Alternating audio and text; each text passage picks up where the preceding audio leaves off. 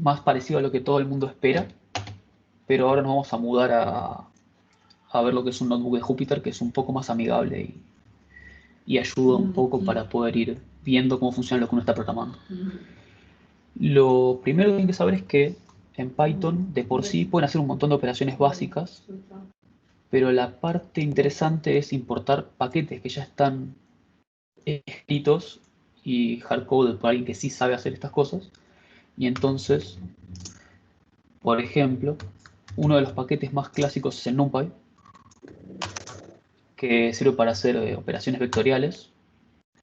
Y otro de los paquetes más clásicos, ahora es donde yo me equivoco, pero no se preocupen, es el matplotlib, que es un paquete para hacer ploteos.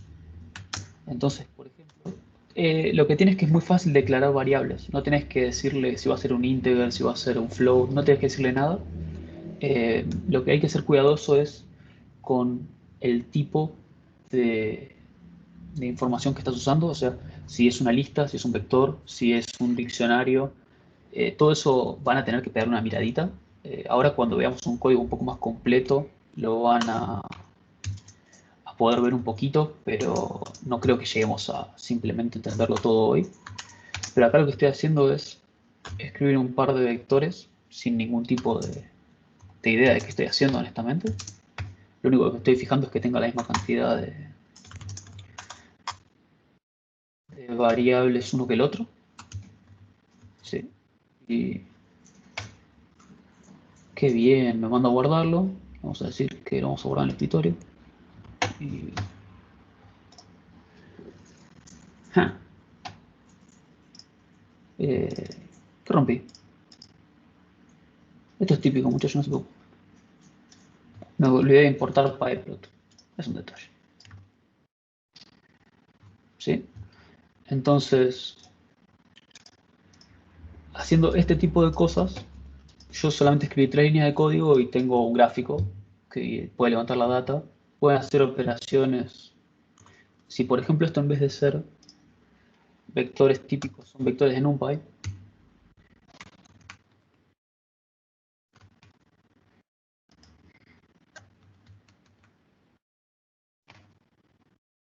podrían hacer operaciones como sumarlos y restarlos o cosas de ese estilo, ¿sí?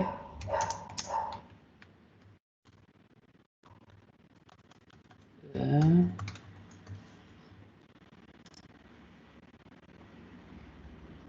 y ahí los sumamos. Eh, Obviamente esto no es para nada sorprendente para nadie, pero tienen que entender que hay algún tipo de orden que tienen que seguir. Otra cosa que tienen que saber es que Python es una cuestión de procedimiento. Si yo hubiese definido A y B después de haber sumado C, obviamente esto no funciona, ¿sí? Y después, créanme que para todos los que saben más o menos programar, es muy lineal todo.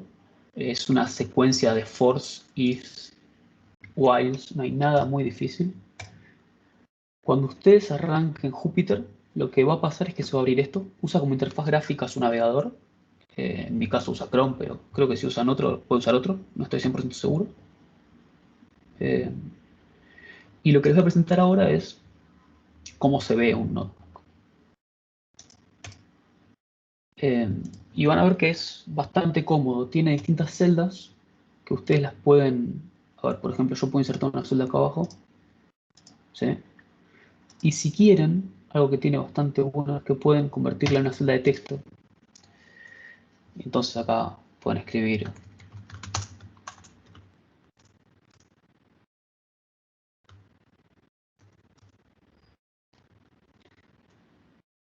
y eso les permite ir agregando texto y ayudar a que todo su código sea mucho más entendible. Incluso pueden escribir ecuaciones.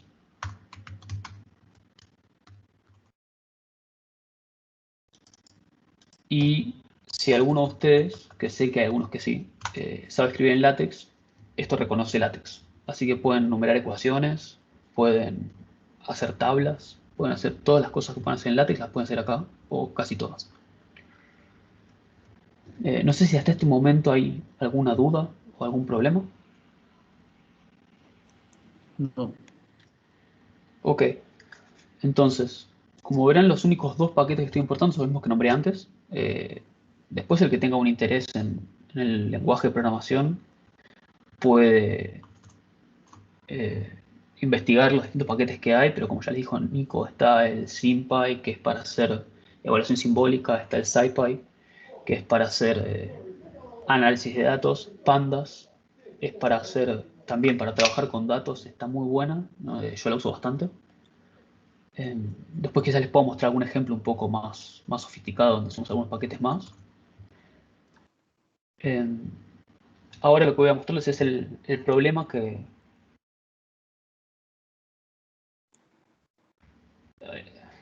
Edwin, lo que estoy haciendo es mostrarles cómo resolver por elementos finitos el problema del permeámetro que planteó Alejo. Y les vamos a dar este notebook para que puedan jugar un poco. Idealmente, ustedes tendrían que darle una vuelta de rosca, que ya lo vamos a hablar. Una acotación, Nacho.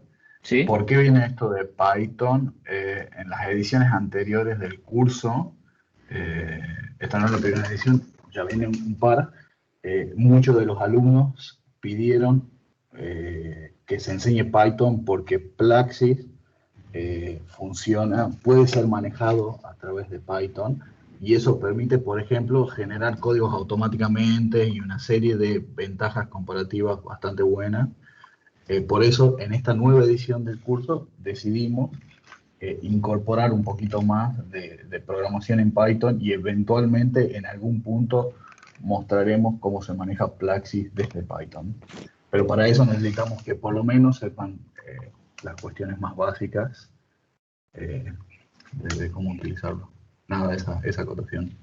Gracias, Nico, es cierto. El motivo original de por qué estamos viendo esto es verdad. Fue a pedido de alumnos del curso pasado.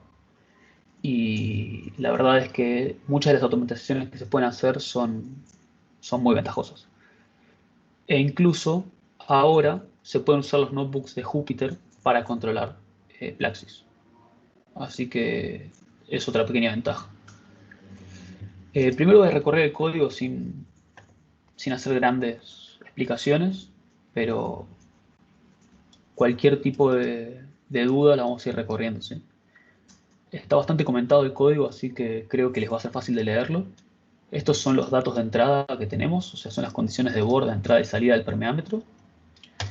Esta es una carga lateral, que ahora después la podemos modificar. Esta es la permeabilidad del suelo, como es un solo material, la verdad es que no va a cambiar demasiado la cosa. Y esta es la longitud del permeámetro. Esta es la cantidad de elementos que va a tener nuestra malla. Ya estamos acá.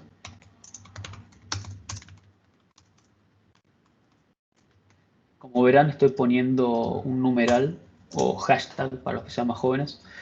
Eh, Antes de empezar a escribir, eso lo que hace es que este texto sea un comentario, no modifica en nada mi código. En vez de poner una celda arriba que sea tipo texto y escribir acá voy a poner, puedo ir comentando línea a línea qué hace cada uno de ellos. ¿Sí? Y en los notebooks de Jupyter, para correr cada celda, pueden hacer Shift Enter o pueden ir a Cell, Run Cell. Realmente es bastante más cómodo tocar Shift Enter. Acá estoy planteando la matriz elemental, donde tenemos la permeabilidad dividida en longitud del elemento, y esta es la matriz de unos y menos unos. Está definida como una función para facilitar después poder hacer este mismo problema con varias mallas distintas, porque variaría la longitud del elemento.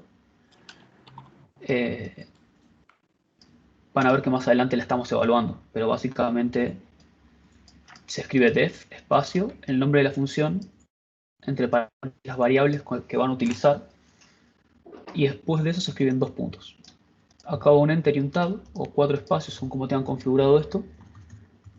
Y acá yo estoy definiendo k-elemento igual a k, que es el input que dimos aquí arriba, dividido la longitud del elemento. Acá tengo una matriz de NumPy, ¿sí? Con unos y menos unos. Y el return es lo que te devuelve tu función. Entonces, cuando yo escriba kl y entre paréntesis 1, es la matriz de rigidez elemental para elementos lineales de longitud 1. Si yo escribiera KL y cuando la evalúo, me va a devolver esa matriz de 4×4, donde va a estar evaluada con acá un 1. Si yo quisiera poner si yo quisiera que fuera función también de la permeabilidad, tendría que poner coma K, y K pasa a ser un parámetro en lugar de un input. Pasa que acá arriba estaba definida, ¿sí? Vamos a romper esto, no tengo ganas de que falle cuando le quiera mostrar. Después lo que hacemos es ensamblar la matriz global de rigidez. Nacho, perdón, te interrumpo un segundo. Todo lo que haga falta. Para la gente que no está acostumbrada a lo que es Python, en Python es clave, es importantísimo el tema de la tabulación, que es qué tan separado está el espacio que hay en la izquierda de cada línea. La manera de Python de reconocer adentro de qué for estás o de qué definición estás es con esa tabulación. Entonces es importantísimo respetar y tener cuidado con la tabulación. Yo esto lo comento porque había gente que dijo que programaba en MATLAB. En MATLAB separás una línea o está adentro de las cosas poniendo ends a los for y a los ifs. Python no tiene esos ends. Perfecto. El end es automático por la tabulación. Entonces Muchas es muy gracias. importante respetar esta tabulación. Y por ejemplo, si dentro de este for yo quisiera poner un if k menor que 2, no sé, te pone cualquier cosa, muchachos, por favor. El 2 puntos, enter, y vuelvo a tener una tabulación adentro. Y ahí estoy dentro del if que está dentro del for. O sea, digamos, la tabulación es automática. La tabulación es automática cuando vos creas esto. O sea, el primer enter va a tabular, pero después, si vos empezás a copiar y pegar líneas y empezás a romper un poquito el código porque lo querés reordenar, tenés que tener estos cuidados. Y por ejemplo, si yo quiero salir del if, tengo que borrar la tabulación. Y acá sigo dentro del for y fuera del if. O sea, salí del if y estoy dentro del for. Y acá ya salí de todo. Y continuaría con mi código. Es decir, no existe un end. El end es cuando salís de la tabulación. Perfecto, eso mismo. En este pedacito de código que estamos acá, lo que estoy haciendo es armar la matriz de... Estoy armando las coordenadas para nuestro permeámetro. Y estoy armando la matriz de conectividades, que es con lo que se ensambla la matriz de rigidez global. Pasa que como esto es todo muy lineal, que no la necesitas. Te hago una consulta. La Sí, función esa que pusiste ahí en las coordenadas np_arrange, ¿qué sí, funciona? ahí voy. Dale, vamos derecho ahí si eso es lo que les interesa. Esto no es un diccionario. np_arrange es una función que lo que hace es lo siguiente. Vamos a printear. El print lo que hace es mostrarte los nombres, qué es lo que tenés adentro de las cosas, ¿no? O sea, va a printear este vector. Sí. El arrange lo que hace es genera un vector que tiene este valor inicial, este valor final y este espacio entre puntos. El problema que tenés es que como Python empieza a numerar desde el 0, el último número que vas a tener va a ser L total menos la longitud del elemento. Y para puentear este problemita, lo que siempre hago es agregar la longitud del elemento al valor final. ¿Sí? Mira, ahí lo printé. Este era un permeámetro de 10 metros y puse 4 elementos. Entonces tengo 5 nodos. Claro. Bien. Discretizaste el dominio, digamos, en 5. Exactamente. Perfecto. En 4 elementos. Ahora, si yo borro esto, ¿ves? Te está faltando el nodo final. Entonces, para no tener ese problemita, le agregas acá más L, que es el nombre que yo le puse a la longitud del elemento, ¿no? Sí. O sea, lo definí acá arriba, como la longitud total sobre la cantidad de elementos. Te hago una consulta para correr, por ejemplo, ahí como hiciste recién el print, sí, que vos imprimiste las coordenadas, y no correr todo el código completo, ¿cómo hiciste? Esa es la ventaja del Jupyter. Si yo estuviese usando el Spider que les mostré recién, hubiese corrido todo el código. Sí. Pero el Jupyter vas corriendo celda a celda. Entonces te permite segmentar el código y poder ir probando las cosas que estás haciendo. Claro, está buenísimo. O sea, ahí apretás Shift Enter, digamos, y lo corre, Shift Enter, algo así. ¿sí? Y lo corre, Perfecto. exactamente. Lo que tiene de bueno es que también puedes ir haciendo ploteos. Entonces, si vos hubieses querido plotear por ejemplo, a ver, como creo que ni importé los paquetes, así que vamos a correr algunas celdas que las necesitamos para hacer lo que estoy por hacer. Pero, por ejemplo, si vos quisieras plotear ay Dios, tu malla, necesitarías hacer esto y escribir en X vos querés las coordenadas, ¿no? Coors. Ahora lo que pasa es que no le dije qué poner en la Y. En Y claramente queremos todos ceros. Así que vamos a escribir eso. Y si quisieras plotear los puntos, que son los nodos, tenés que hacer un ploteo que es un scatter. Entonces ahí podrías ver tu mallita. Sería básicamente eso. Perfecto. Ahora igual más adelante van a ver el último, al final están los ploteos de los resultados y armé una figura un poquito más bonita como para que tengan de dónde robar cuando quieran graficar cosas. Bueno, entonces acá lo que estoy haciendo es en la siguiente celda, o sea, no la que estábamos corriendo recién, que estábamos probando cositas, es ensamblar la matriz global, donde lo que vas haciendo es recorrer la cantidad de elementos. Y entonces, para j en range, lo que hace es generar un vector de la longitud de lo que está dentro. Entonces, por ejemplo, vamos a ejemplificar porque no fui muy claro. Van a ver Ignacio, se van a disculpame, te hago una Decime, consulta. todo lo que haga Vos falta para eso. tenés dividido, viste, el código como en bloques. ¿Cómo creaste cada uno de esos bloques? Ahora te muestro. Buena pregunta. Vas a insertar celda. Okay. Arriba o abajo. Incluso si estás en la última celda, cuando corres esa celda, te genera una celda automáticamente debajo, para que puedas ir trabajando. Perfecto. Ok. Pero ves, mira, por ejemplo, yo tengo 4 elementos, que eso ya lo sabíamos, y cuando digo range cantl, que es la variable que yo elegí, hace un vector entre 0 y 4. ¿Sí? Sí. Entonces, lo que estoy haciendo ahora es decirle para j en entre 0 y 4, hace lo que está acá adentro. ¿Y qué le estoy diciendo? Que reemplace los valores de la matriz global en función de en qué posición del elemento estamos con los valores de la matriz del elemento. Mentira, perdón, que lo sume. Primero le inicialicé como una matriz de ceros, que es esto que está acá. Claro. Vamos a printear ahí arriba y después lo vamos a printear acá abajo. ¿Sí? Y ven que lo que hizo fue, esta es la matriz inicial que teníamos, que está llena de ceros, y después fue acumulando en estas posiciones de la diagonal, porque mi malla está ordenada, los valores de la matriz elemental.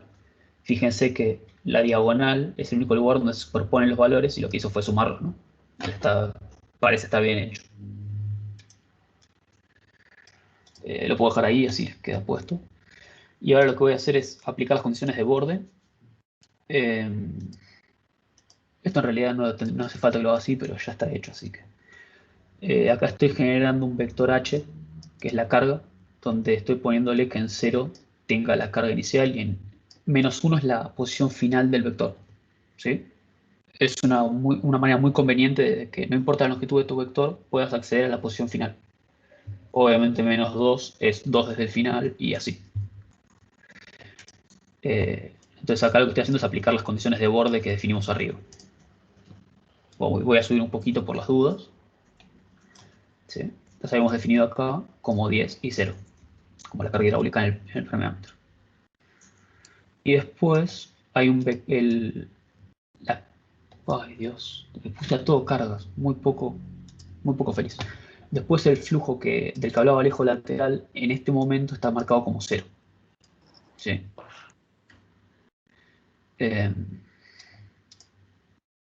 Bueno, vamos acá. Me había quedado acá. esto genera ese vector h, y acá lo que estoy haciendo es un vector q. Acá tienes otra función que seguramente vas a querer saber cómo funciona, y está perfecto, que es linspace, que en vez de decirle el valor inicial, el final y el paso, vos le decís el valor inicial, final y la cantidad de valores. O sea, con los dos puede ser lo mismo, pero a veces con la información que tenés te conviene usar uno u otro. Claro. En este caso no voy a plotearlo porque como a Q le pusimos 0, va a ser un vector de 0. Me parece que no aporta nada. Que vamos a hacer igual, total es gratis. Y aquí lo que hacemos es la reducción del sistema, porque si queremos resolver esto sin hacer la reducción del sistema, lo que va a pasar es que nuestra matriz, nuestro sistema va a ser singular y no tiene determinante, no lo podemos resolver y no sirve para nada. Entonces lo que hago es... Una consulta ¿por qué todas las funciones empiezan con NP?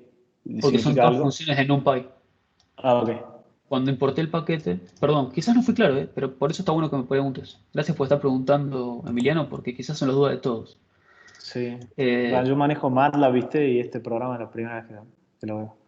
Nada, tranquilo, si manejas MATLAB, esto lo vas a manejar en un ratito. Pero está bueno que vayas preguntando estas cosas.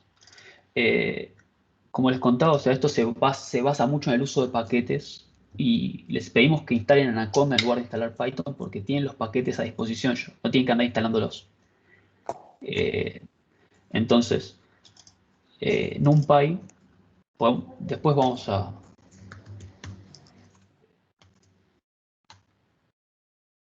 Sí, o sea, si quieren saber todo lo que puede hacer NumPy, tiene su página donde pueden entrar a chequear cómo funciona y cuáles son las funciones y un montón de cosas más y de con qué otras cosas lo pueden usar. Pero básicamente es para hacer operaciones vectoriales y vos podés alternativamente poner, hay varias maneras de importar paquetes, la otra es from NumPy import y qué función específica querés importar.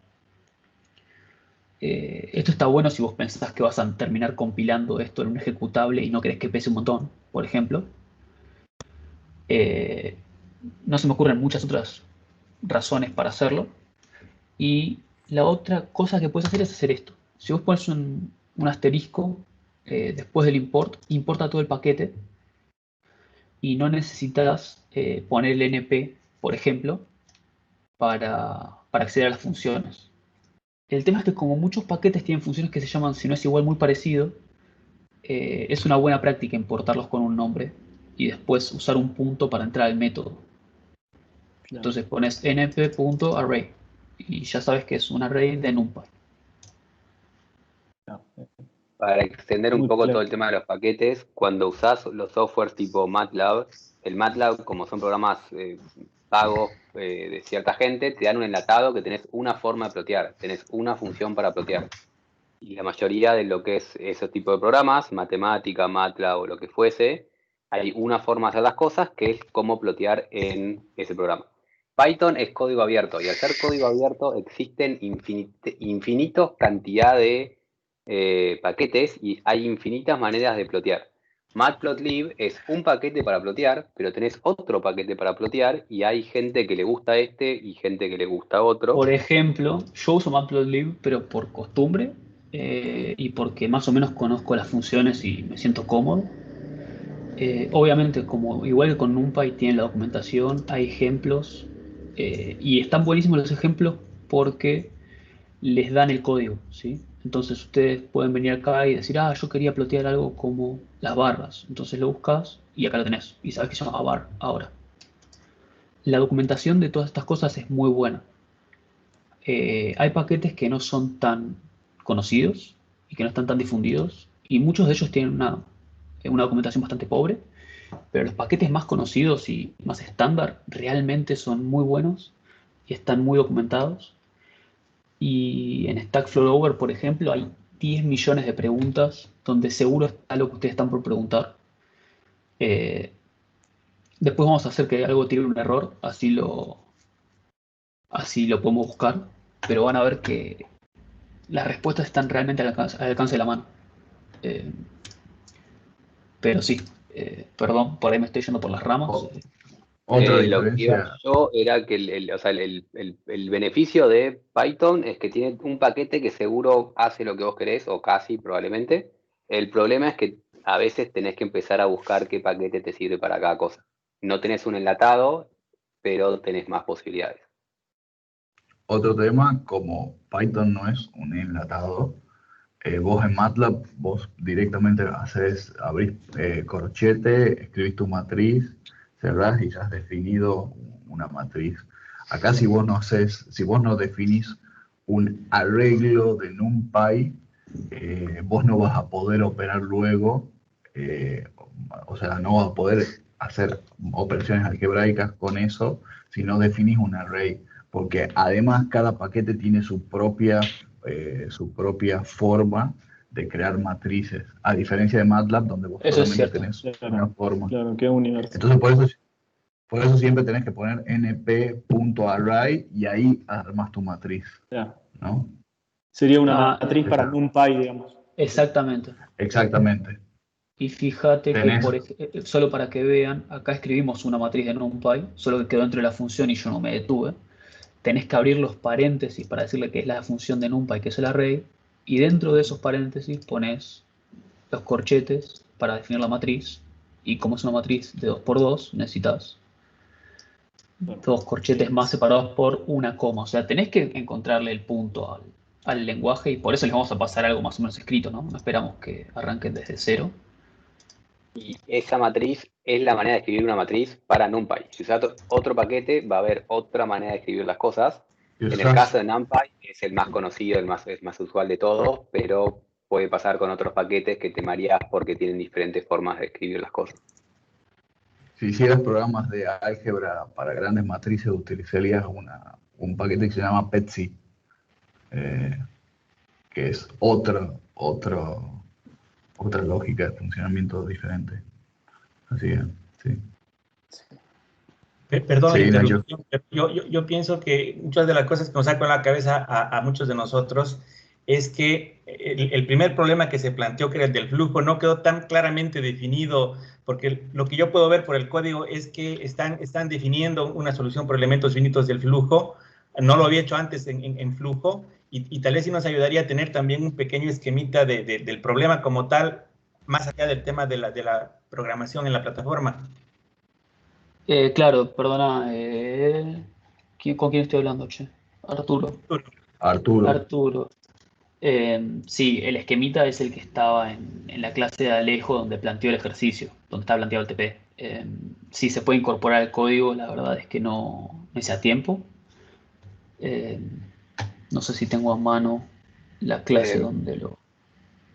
Igual también para agregar un poco, esta clase ahora la estamos pensando en este momento, tal vez para introducirnos un poco con el Python, porque en realidad la semana que viene vamos a ver elementos finitos en la parte teórica. Entonces, después de ver la parte teórica de elementos finitos, vamos a ver más en detalle cómo se programa el caso de elementos finitos. Entonces, con este mismo ejemplo, vamos a ver esa cosa más en detalle. Tal vez ahora estamos pensando un poco más en orientarnos cómo funciona el Python para poder la clase que viene dedicarnos más a elementos finitos y no tanto a cómo escribir una matriz.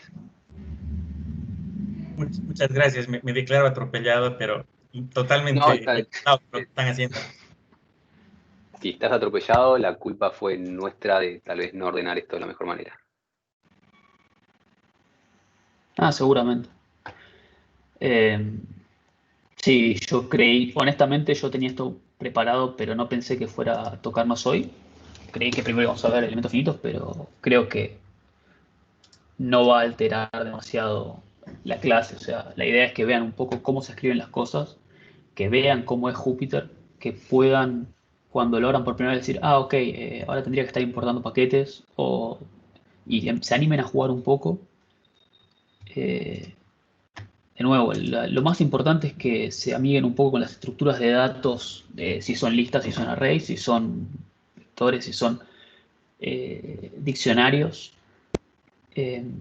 Y una vez que más o menos entiendan qué hace cada uno y cuáles son las limitaciones, van a poder empezar a jugar y armar sus pequeños códigos, que tampoco esperamos que escriban demasiado para el curso. La idea es darles todo más o menos armado y que puedan darle el último ajuste. Volviendo un poco al código, si nadie tiene alguna otra cosa que quiera decir antes, ningún problema. Acá hacemos la parte donde hacemos la reducción del sistema, como estaba diciendo. No me voy a detener demasiado en esto, pero lo que estoy haciendo es borrar, ¿sí? O sea, acá está explicada la función borra de K la posición 0, porque le estoy diciendo que es la 0, de la fila, porque puse un 0.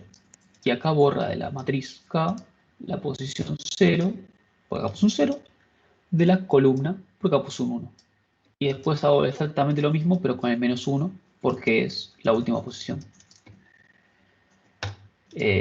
Hago lo mismo con el vector Q para que me den las dimensiones, y después tengo que corregir mi vector Q agregando los valores de K por H. Esto lo van a ver bien cuando veamos el método finito.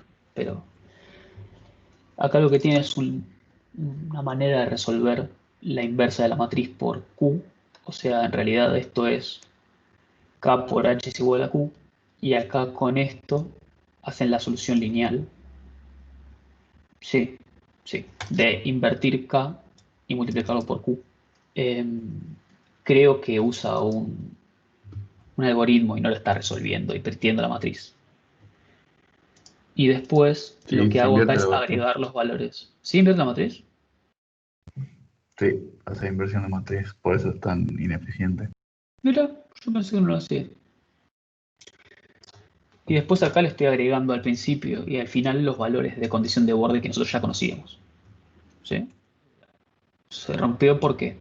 Porque nunca hice la reducción del sistema. Ahí ahora sí funciona.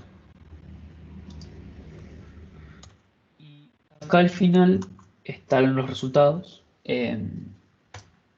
Como verán, ahora estamos usando PLT, que es la manera en que abrevié el matplotlib.pyplot. Primero estoy generando la figura y después lo que hago es hacer unos subplots, que es básicamente ploteos dentro de la figura, pero que van a estar unidos. Esto te dice en qué fila y cuántos son, y este es en qué posición. Es un poco confuso al principio, pero después se acostumbra muy bien. Fíjense que es una fila, dos columnas, posición 1, una fila, dos columnas, posición 2.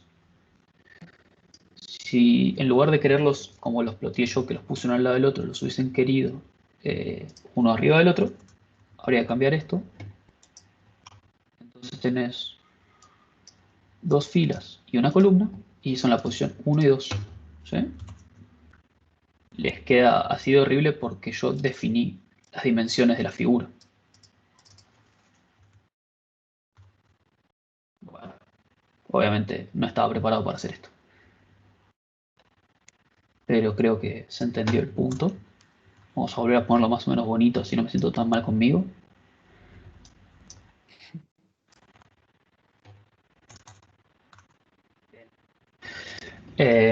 Entonces, esto lo que estoy haciendo es decir, estoy definiendo el subplot, que es por ejemplo este, le doy un nombre, y después cuando pongo .plot.scatter, lo estoy haciendo para ese subplot.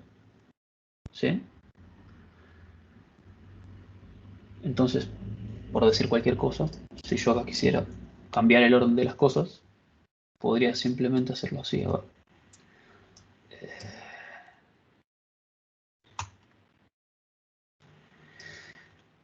Puede fallar, ¿eh? Bien. O sea, lo que hice fue decirle, ahora en el subplot 1 vas a hacer el ploteo de línea y en el subplot 2 vas a plotear un scatter. Y los ploteé por separado porque el objetivo es que ustedes puedan hacer esto con distintas mallas, ¿sí? Para ver lo que mostró Alejo al final de la clase. Cuál es la influencia de la resolución, o sea, la cantidad de elementos que ponemos para este tipo de problemas. Por ejemplo, podríamos cambiar la cantidad de elementos acá. En vez de poner 4, poner 10. ¿Sí? Se puede poner desde acá, cell, run all, corre todas las celdas. Y acá pueden ver, bueno, obviamente acá no se ve nada porque es una línea continua.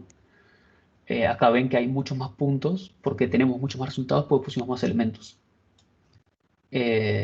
Y otra cosa que podemos hacer con este pequeño código que les vamos a compartir es, primero voy a volver a 4, ¿sí?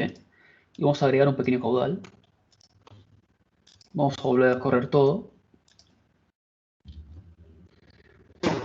Y fíjense que ustedes solamente tienen los valores que están en los puntos de evaluación.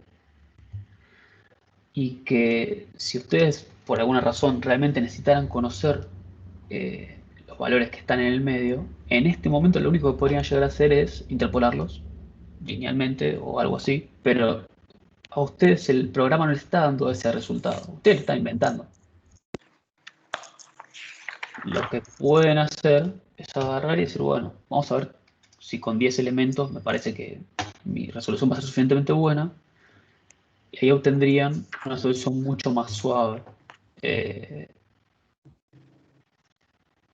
Ahora les voy a mostrar por encima, no sé si este código se los va a compartir o no Felipe en el link. Me parece que lo ideal sería que no lo haga, porque estaría bueno que lo puedan desarrollar un poco, pero ahora le van a poner una mirada, así que lo van a poder copiar si fueran muy poco honestos. Una pregunta, por ahí Mande. para no perderme, ¿qué estábamos graficando?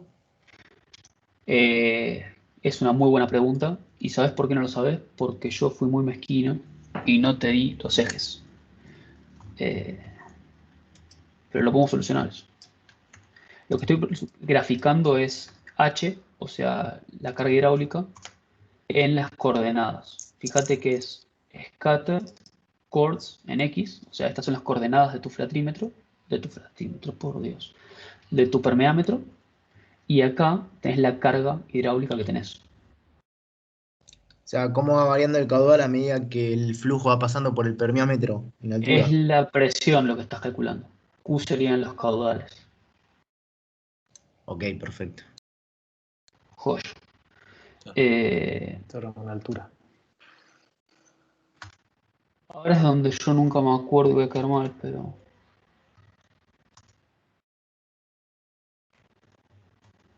Vamos a probar, total. Solo está quedando grabado.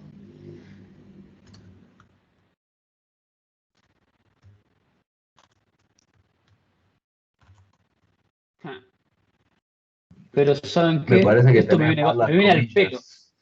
No, no son las comillas.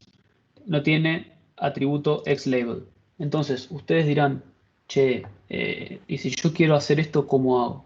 Lo mejor que pueden hacer es ir a Matplotlib y buscarlo, o escribir acá, en lo posible en inglés,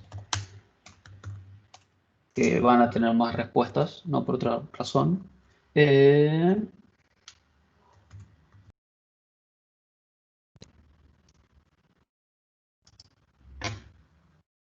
Tarán. Esa es la pregunta, donde está preguntando lo mismo que yo por el título. Y acá pueden ver cómo le tiene que poner los nombres. Entonces puso, en este caso el problema era que los quería poner iguales. Pero es así como lo tienen que escribir, ¿sí? Punto set-title es para el título, punto set-xlabel es para los ejes. Entonces, ¿dónde habíamos quedado?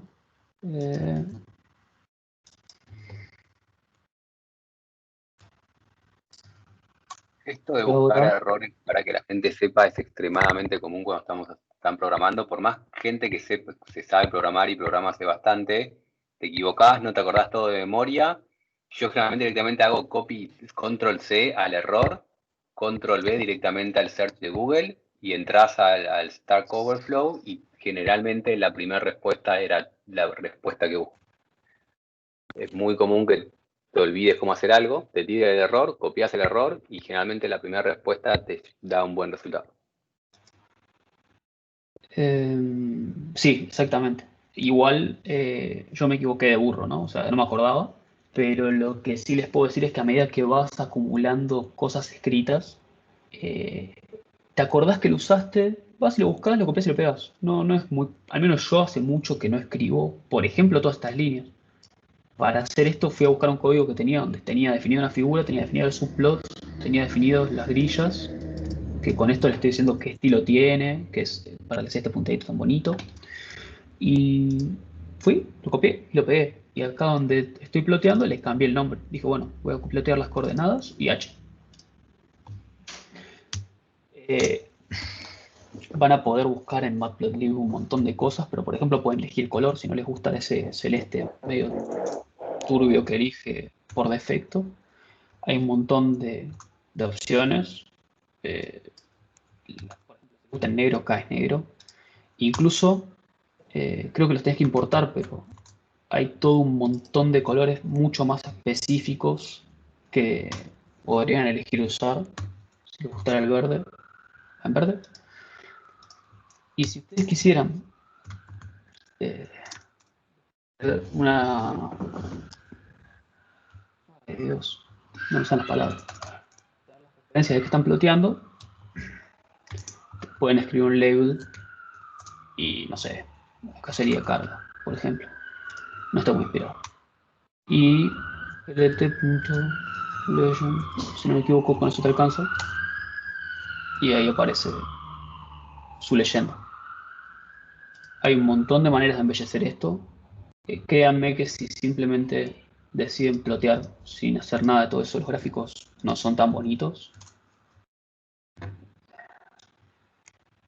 Claro, esto no va a funcionar porque escribí como si hubiera un subplot y no hay. Sí, o sea, no está mal, está ok, pero no son un poquito más difíciles de leer y son menos lindos. No cuesta nada escribir un par de líneas y embellecerlos.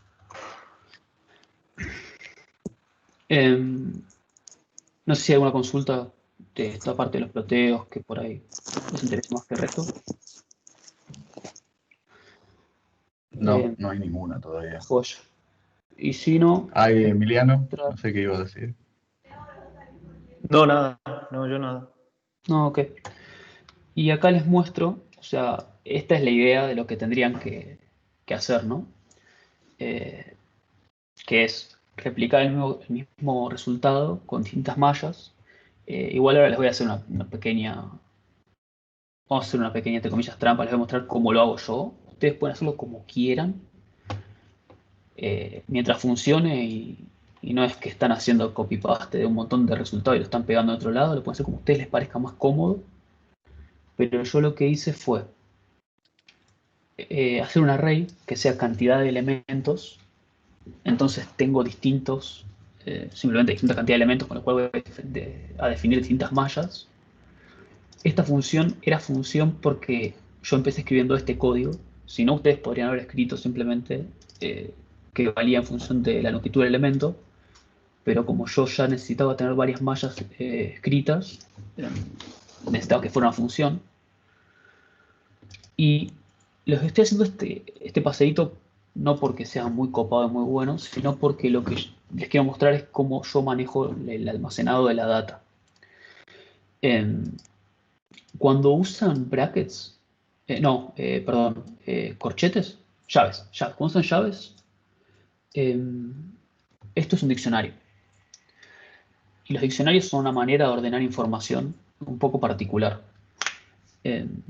Donde funciona básicamente como un diccionario. O sea, vos tenés que decirle dónde está la información y vos podés guardar dentro de un diccionario lo que quieras. El dibujo de un pato en la posición 0 y la traducción de Alemania en la posición 1. No le importa. Pero lo que yo hago es, en las posiciones que voy armando, guardo los distintos arrays de forma ordenada. Entonces, en chords guardo las coordenadas en la posición 0 de mi malla 0, en la posición 1 de mi malla 1, en la posición 2 de mi malla 2. En cada posición esto guarda un vector. Lo mismo hago con connect. Lo mismo voy a hacer con un montón de cosas. KG, por ejemplo, simplemente usé esto. Podría usar un diccionario. Y lo que estoy haciendo es en vez de tener el código de antes, que era bastante lineal, es lo mismo y voy haciendo force porque tengo distintas mallas. Entonces en la longitud uso la longitud de alguno de mis vectores, podría tranquilamente ser cantidad de elementos, para generar el range. Range de len de este vector significa que va a iterar una vez por cada elemento, o perdón, por la cantidad de elementos que yo tengo, o sea, por cantidad de mallas.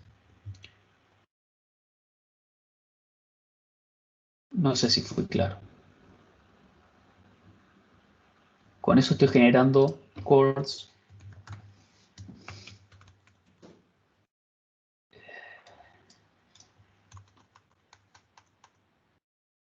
¿Sí? Entonces fíjense que, por ejemplo, en la posición 0 tengo la malla, o sea, las coordenadas de los nodos de mi malla, que es una malla pequeña. En la posición 3, que es la última, tengo todos estos porque mi malla tiene como 50 elementos ahí, 40. Y los guardo de forma ordenada, porque yo lo escribí así. Acá hice exactamente lo mismo para las matrices, globales, o sea, lo ensamblo todas las veces que hace falta y las voy guardando. Y entonces después lo que voy a hacer es lo mismo para mis condiciones de borde, o sea, tengo 4 vectores de flujo y los 4 son de 3 elementos, de 50 elementos, o sea, en función de las mallas que fui definiendo.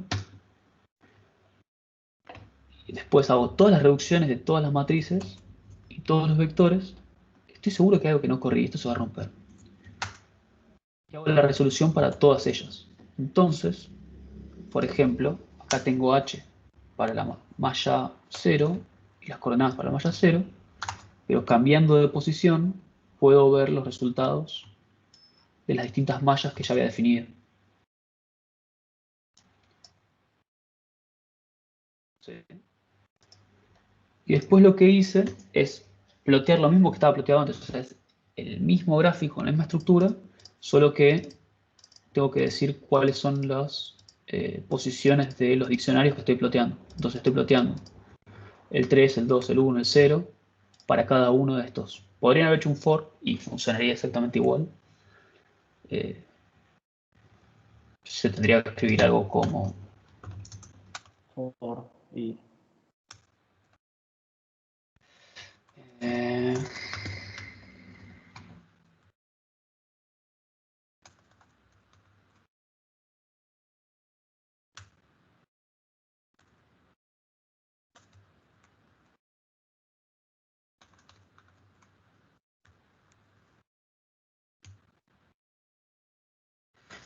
claramente eso no fue. Ahora sí.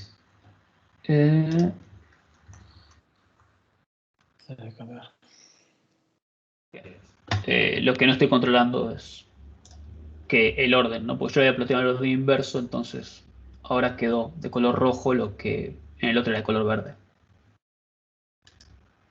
Yo simplemente lo explicité porque quería elegir el orden en que aparecía.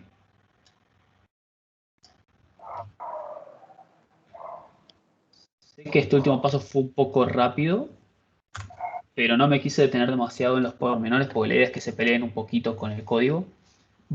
No sé si Felipe les pasó esto o no. Está subido en el Dropbox.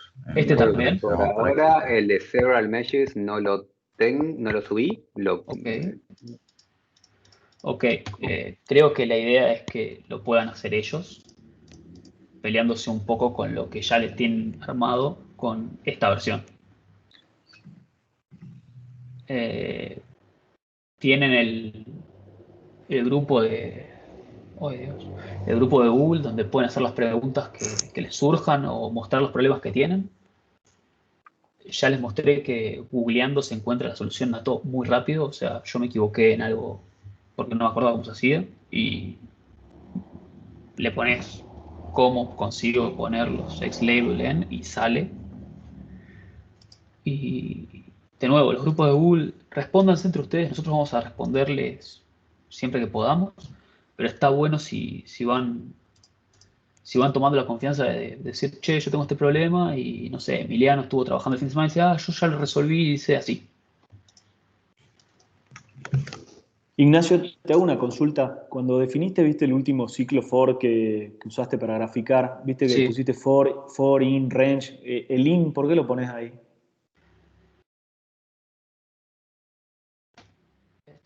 Porque es decir, Sí. es como, esto que escribí acá ¿Cómo? es como decir lo siguiente, es como decir, tu Sam diría Traduciéndolo Pullman, al idioma MATLAB, pues, algo te hago así. la acotación. Traduciéndolo al idioma MATLAB, el in es el igual. Vos en MATLAB Ah, ok, ok. pondrías Ah, for ok. in Ahí y igual de igual 1 a 0. n, claro, sí. O O sea, al en vez de rango de la igual variable. es in. Ah, ok. ¿Ok? Mira, no sabía. Eh, una acotación, me parece que ya tenemos que ir cerrando. Una acotación, también en la carpeta práctica dentro del Dropbox hay un zip, un comprimido que se llama IntroFem. Ahí dentro de IntroFem hay varios notebooks que ya vamos a ir viendo, supongo que con el tiempo. Hay un ejercicio que hoy dejó Alejo que se llama, que era de deducir el criterio, la superficie de fluencia de Moore-Coulomb. Si ustedes, bueno, ustedes tienen que hacer la deducción, que eso lo van a encontrar en cualquier libro, pero si van dentro de IntroFem, hay un archivo, un Júpiter que se llama Moore-Coulomb Yield Surface. Si ustedes entran ahí, está ploteado, van ploteando plano por plano de la superficie de fluencia. Ese es otro ejemplo de cómo se hacen plots. Eso se los recomiendo que lo vean por su lado cuando resuelvan el problemita ese que les dejó, no sé si Alejo o Felipe. Así que nada, ahí están los 6 planos que les tienen que dar como resultado. ¿Cómo dijiste que se llama el archivo? Está dentro, hay un zip que se llama IntroFem y ahí el número 8 se llama Moore-Coulomb Yield Surface. Ok. Está enumerado de 1 a 8. Ahí está, lo podés ir corriendo y vas a ver cómo se va armando cada plano. Nada. Y la demostración de eso está en cualquier libro. Ah, by the way, les puedo pasar eh, un paquete de libros también, que eso no sé si lo subió Felipe, pero si no, ya se los mando. Lo subo al grupo de Google. Buenísimo.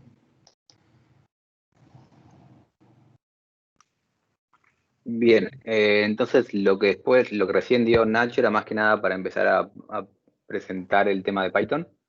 La clase que viene, en la parte teórica, vamos a ver por un lado elementos finitos y por otro lado temas de construcción por etapas y no linealidades que aparecen en geotecnia, para poder dar esto mismo que dio Nacho, un poco tal vez de vuelta para explicar por qué está haciendo estos pasos, y si ahora sí empezar a arrancar con hacer algunos ejemplos de Plaxis, porque una vez que sepamos cómo funciona elementos finitos y sepamos un poco qué son las construcción por etapas, podemos empezar a jugar con orden de construcción de las cosas.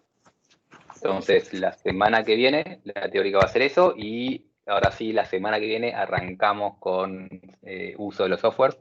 Digo Plaxis nuevamente porque tal vez estamos más acostumbrados con Plaxis, pero si alguien quiere hacer el mismo ejemplo que vamos a hacer de construcción por etapas en FLAC, más que invitados a usar el software que quieran o usarán.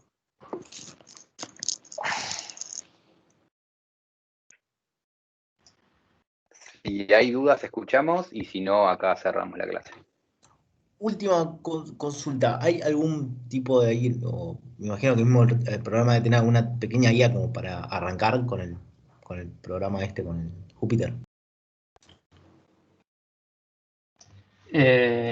Hay 1000 millones de videos y tutoriales para empezar a escribir en Python.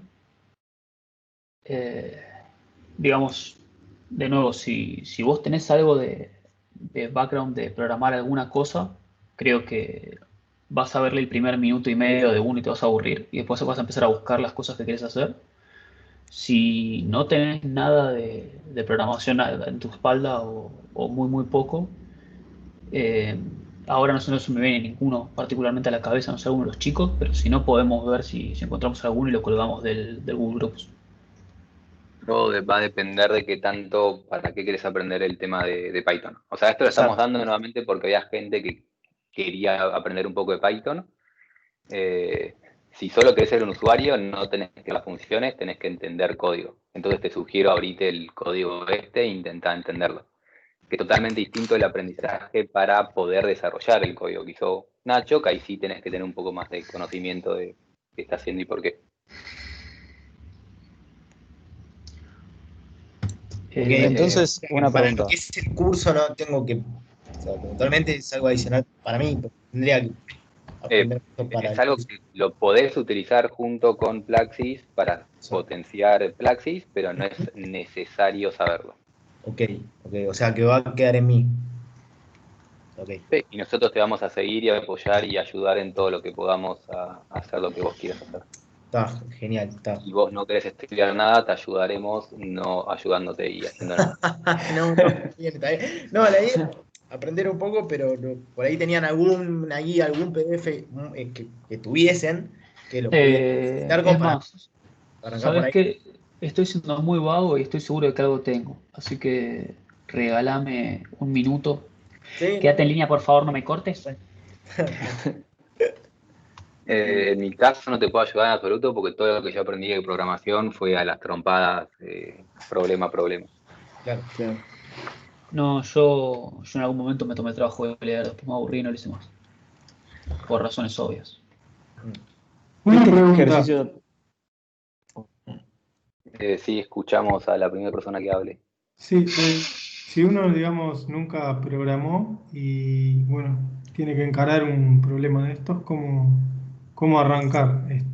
Claro, lo ¿Hay mismo. algún... Lo mismo depende de qué tanto querés aprender de programación. Si vos querés realmente aprender a programar, tenés que buscarte algún curso o tutorial, que era lo que decía Nacho, hay un montón de cosas gratuitas, pero ir despacio y lento. Que es totalmente distinto aprender a programar que aprender a entender código. Claro. Porque una cosa es ver el código que hizo Nacho y poder seguirlo y entender lo que está haciendo, y otra cosa es poder reproducirlo y hacerlo vos. Si querés aprender a hacerlo vos y no sabes nada de programación, ahora Nacho está buscando a ver si tiene algún curso que encuentra, Estoy pero es un seguro que curso tengo algo. es hacer un curso por separado para aprender a programar.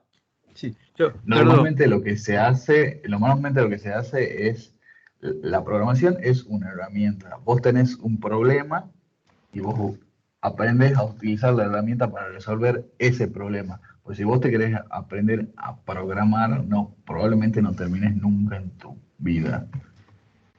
Así que esa es la recomendación. Para la resolución de los trabajos, uno puede optar por entender los códigos o no, lo puede hacer indistintamente. La mayoría del curso no es necesario saber, o sea, no, te aporta, pero no va a ser necesario entender ni siquiera Python. Vos podés hacer después el trabajo y la mayoría de los trabajos que están pensados, que va a ser usar Plaxis. Para usar Plaxis o FLAC, obviamente cada vez que digo Plaxis, imaginen en su cabeza un guión FLAC. Para poder usar esos programas no requieren saber nada de programación. Te aporta, y como la gente sentía que estaría bueno dar un poco de programación, estamos incluyendo para la gente que quiera cosas de programación. Hay Gracias. chicos que cuando terminó el curso anterior, el trabajo final del curso lo presentaron en congresos y nada, en ese trabajo final ellos utilizaron Plaxis manejados con Python y cosas así, y nada, sirve y eso puede derivar, y de hecho ya derivó en artículos, ¿no? O sea, es simplemente cuánto quiere estirar uno, cuánto quiere aprender uno. Eso ya queda en la conciencia de cada uno y en las ganas. Gracias. Aportando a eso, digamos, realmente esto surge porque probablemente a lo largo del curso lo vayan viendo. Alejo es 100% honesto y les va a decir las cosas que se hicieron o que se hacen y qué no se hace y qué podemos hacer. Y hay muchos problemas que para poder resolverlos tuvimos que automatizar un montón de procesos en el Plaxis. Y para poder hacer eso tenés que tener algunas herramientas de Python. Y frente a eso fue el pedido de los alumnos. Y por eso es que empezamos a agregar estas cosas. Entiendo que hoy parece chino para algunos y para otros una fiaca, pero sí, nadie quiere leer 100 páginas para llegar al ploteo que les mostré hace un ratito. O sea, plotting, 75. No, hermano, no, hay algo que no está bien. Pero esto es un librito con el que yo empecé a leer algunas cosas muy básicas. La verdad que la mayoría después lo terminé buscando en YouTube y en Stack Overflow y ese tipo de lugares. Pero este es Python para ingenieros, ¿sí? O sea, para gente que quiere resolver un problema y no optimizar 10.000 veces el código. Y lo que tiene es, o sea, primero te es la introducción, te explica cómo se programa, eso que yo les decía que es por procedimientos, y después las bases y los módulos y los paquetes, usando un paquete, los tipos de data, integer, float, ¿cómo se dice? Strings. Arreglo. Sí, pasa que No, después tenés strings listas y... Listas, obvio. Maldición, las costumbres. Y no, estas cosas las aprendí en inglés y nunca sé el nombre. Es terrible, lo sé. Sí. Las diferencias entre las listas y los tuples, o sea, tiene acá un montón de cosas. ¿Puedo Ojo que no agregar algo, sé. Nacho? No sé Sí, si lo me- que quieras, Alfredo.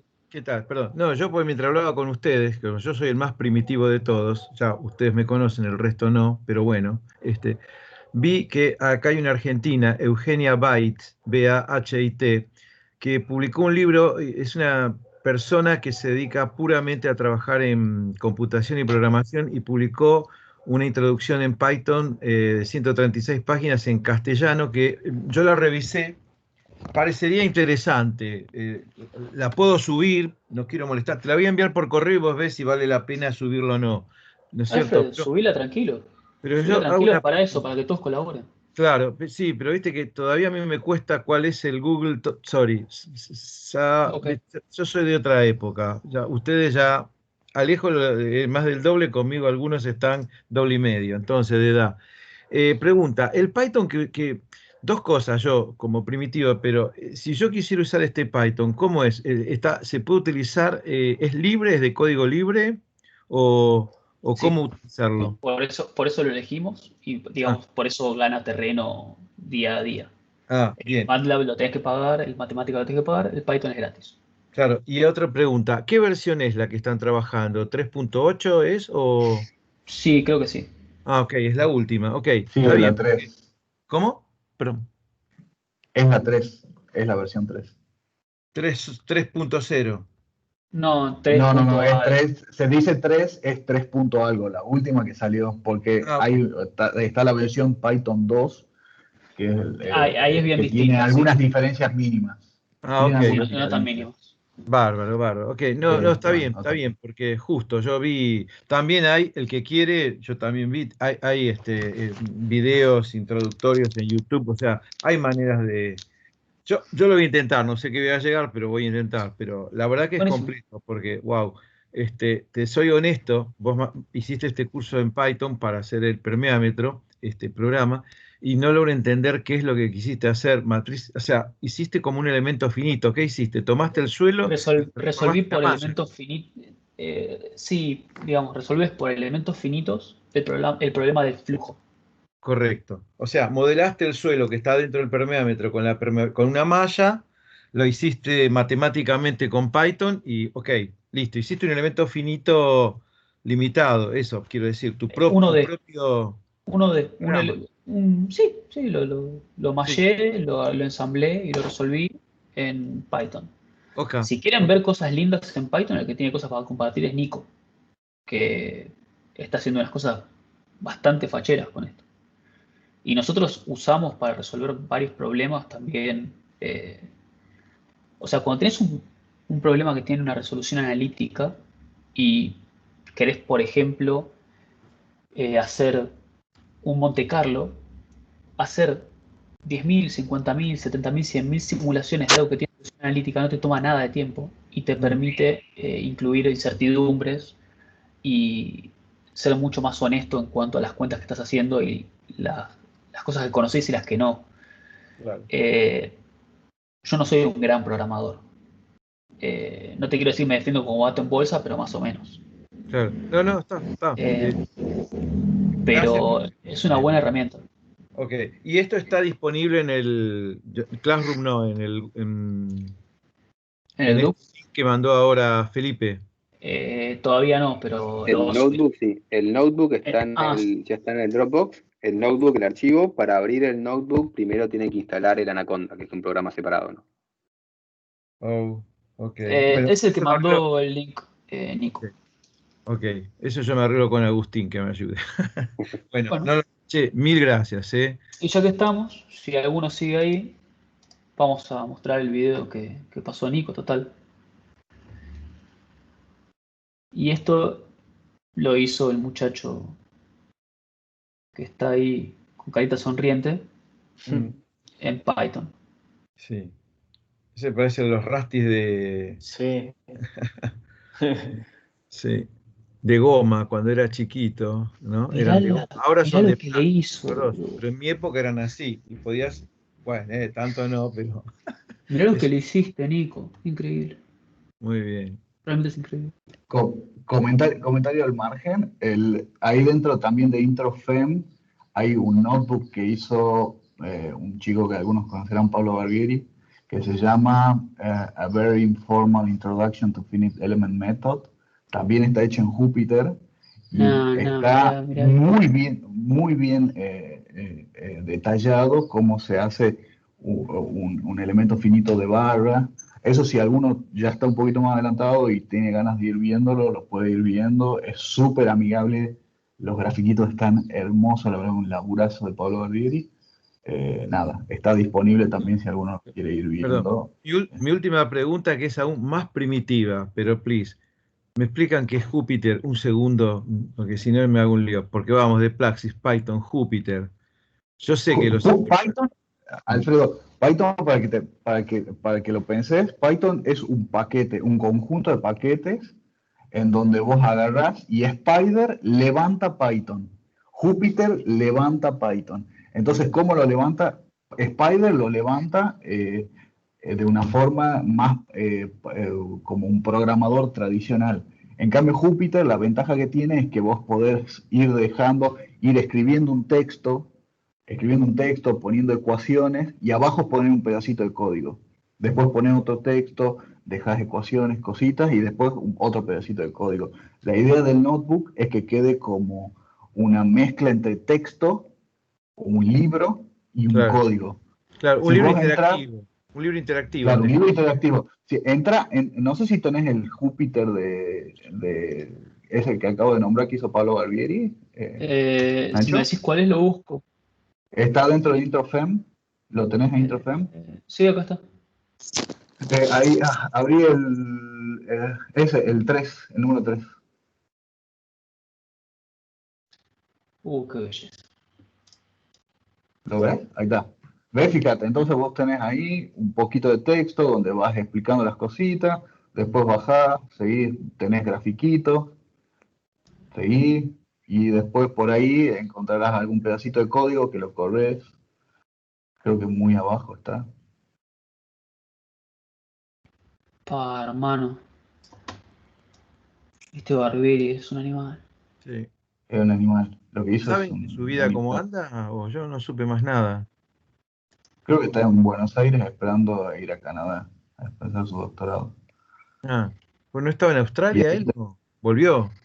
No, sí, ya volvió hace un montón. Por el coronavirus. Ok. Así que. Algo que por eso son pavadas, ¿no? Pero para poner títulos se hace así. Entonces, si ustedes quisieran que este sea un título 1, es un solo numeral. Si no son dos. Si ponen un tercero, es un título 3. Qué bien. Una sandez, pero para que. Bueno, pues, no en resumen, Alfredo, ese es el espíritu de Jupyter, digamos. Que Jupyter tenga una mezcla entre texto y código. Spider es solamente código. Y Python y todos levantan esta gran cosa amorfa que se llama Python. Es tu motor de cálculo. Claro. Que es el motor de entendí. cálculo.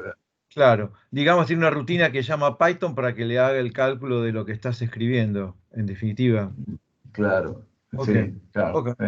Más o menos. Y que a su vez, y si te interesa, a su vez Python, ni siquiera es Python. Python levanta cosas de C++. Claro, eso sí. Es una Estoy de interfaz acuerdo. con C++. Eso es lo único que sé. O sea, sé que levanta C++. Más de ahí, no sé. Ok. Bueno, bueno, gracias porque pude, por lo menos, saber qué es esto. Yo voy a poner mi máximo esfuerzo, va a ser muy difícil porque lo he puesto trabajando, como todos, trabajamos muchas horas ahora, pero bueno, me parece un desafío bárbaro. Sí, me parece que esto tiene un nivel fuerte, ¿eh? Pero bueno, vamos a ver. La Pero, idea es que cada uno insisto, vaya avanzando a como más le interese, ¿no? Algunos engancharán mucho con esto porque eso pasó en los cursos pasados, muchos engancharon fuertemente con el tema Python y la geotecnia, y otros no, y está bien, cada uno lo hace como tiene ganas. Ok, a eso digo. Está bueno si pueden y tienen ganas que se peleen un poquito con esto, pero si no les interesa, lo pueden revisar, lo corren un par de veces, cambian un par de valores para tener una sensibilidad de qué están haciendo. Y bueno, créanme que nadie les va a pedir este TP. claro.